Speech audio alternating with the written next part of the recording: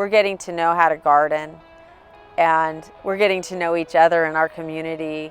We recognize that this is the beginning of something that could be really big. It's amazing to see that we have a lot of needs and a lot of diverse strengths, and somebody's great with working with the sprinklers and irrigation that I would have never have guessed, and we have several gardening experts, but also just people who love to do arts and crafts, working on the labels and working on a board as just a system of communication. Not everybody has to be a master gardener in this group. Everybody's been able to contribute in some way.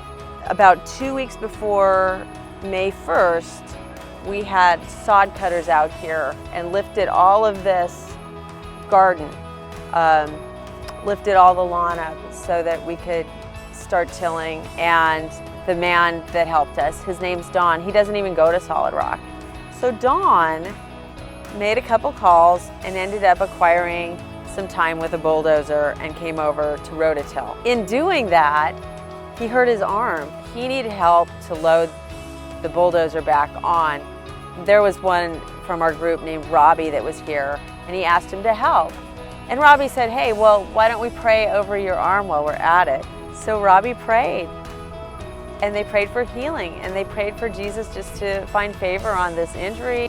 The next day, after he'd returned, he was getting dressed gingerly, and he said, I started to notice that my arm didn't hurt. And then I started to move it around, and it was fine. So he came back the following Saturday night to share that story with us, to let us know he had been healed.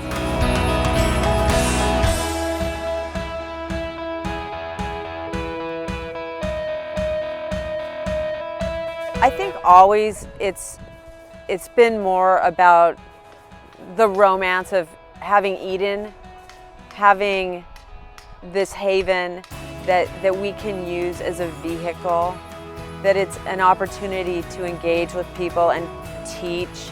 We're building an amazingly close missional community along the way. We're teaching each other. We're